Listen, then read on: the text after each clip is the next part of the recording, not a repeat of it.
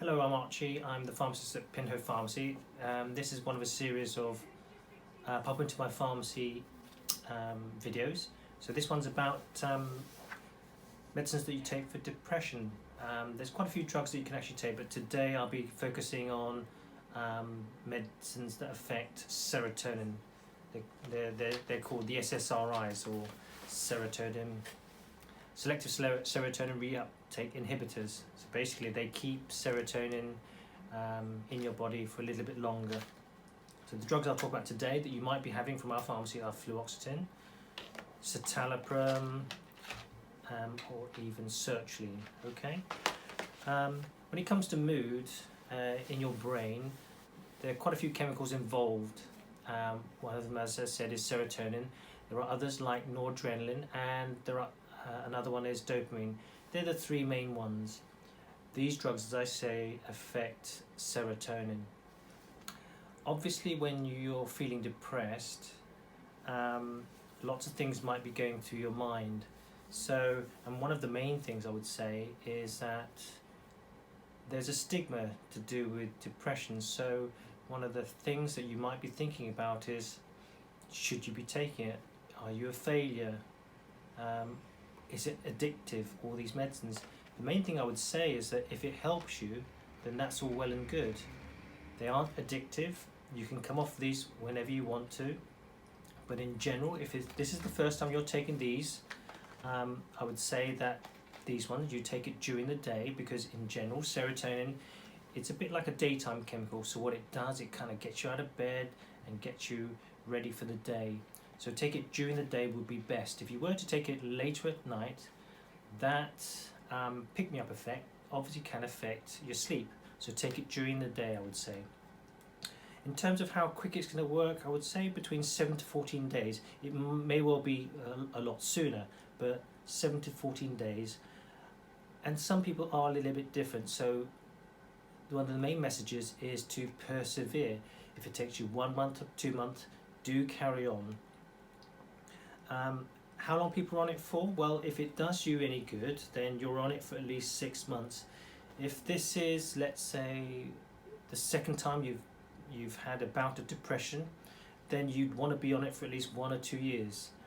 But if this is your first bout of depression, having it for at least 6 months is really important to know, because it can give you the comfort that you don't have to worry about things, as I said earlier, about will you become addictive? Are you a failure? You know, the important thing is if something helps you, you need a stretch of time to actually see if something's going to work. What else? In terms of side effects, serotonin, as I said, you have these chemicals throughout the body, in your gut and all over. So in terms of the side effects, it's very much related to, let's say, the stimulatory effects of the medication. So nausea, that's for sure, is one of the main side effects. It can affect your libido. So, but then is that because of depression? One doesn't feel so happy about things. However, you know, if you look in the literature in the leaflet inside, which is really important, or even on nhs.uk about the medication, they do mention about libido. So that can sometimes have an effect. Occasionally, some people they do report weight gain. I guess partly because as you get, if you feel a little bit better, your appetite will increase, no doubt. What other things would I say? Sleep problems. If you take it during the day, you should be fine. Dry mouth occasionally, I would say. Feeling sleepy, perhaps sometimes, but not always. So that's that one there. So first line in our area in Devon is sertraline, I would say. So that'll be one of the main ones you'll be taking. As regards depression, you will probably, as well as feeling a certain way, you'll have lots of thoughts that will be of a certain nature. So whilst these medicines will obviously help you,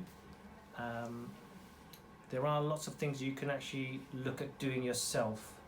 One of the things is, as I said, you can have these thoughts which might not be very helpful to you. So if I show you a few documents that I found really good for myself and even our patients here that we recommend is NHS 5. It's Negative Thinking Patterns. You can find it on Mood Cafe. It's a fantastic document. So here inside there are 10 thought traps or distortions that we can all suffer from, and if we're aware of those, then perhaps we can do something about it. So I'll give you an example. So you could have a look at here. So ignoring the positives. So there, if we're in a certain state of mind, if you look at a certain situation, the negatives, you know, the things that aren't so good about a certain situation might seem a lot more prominent, and if there are anything that may be positive about it, it's going to be negated. So that's ignoring the positives. And there's lots of other examples of how we naturally, or things that we naturally do that we're not necessarily aware of, but if we become aware of these by having a look at this really easy to read document, we can actually do something about. So thought traps would be things like mind reading. We might label something, we might fortune tell something, so we might predict something's going to happen, we might catastrophize, the world's going to end. We might overgeneralize a certain situation, so you've had a bad day, so all the days going to be happening are going to be terrible. You might have all or nothing thinking, so that's a black and white shade of how you perceive something, etc. So do have a look at that.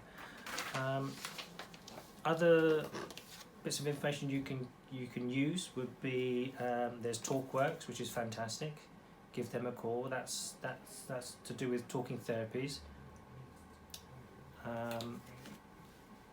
Exercise has been shown to be as effective in mild depression as taking medicine. So trying to organise something like going out every day would be really, really good, or doing some form of exercise, because naturally if you do something, your body will secrete, in this particular case, different chemicals in your brain like dopamine, as I said earlier, noradrenaline and serotonin. Those will no doubt affect your mood over and above your SSRIs, your medicines that you may well be taking. Other websites to look at would be nhs.uk, fantastic website, loads of stuff there. And another website I'd recommend is choiceandmedication.org. That gives you lots of really easy to read information. And that's about it. I can't really think of anything else. Okay, thank you. Bye.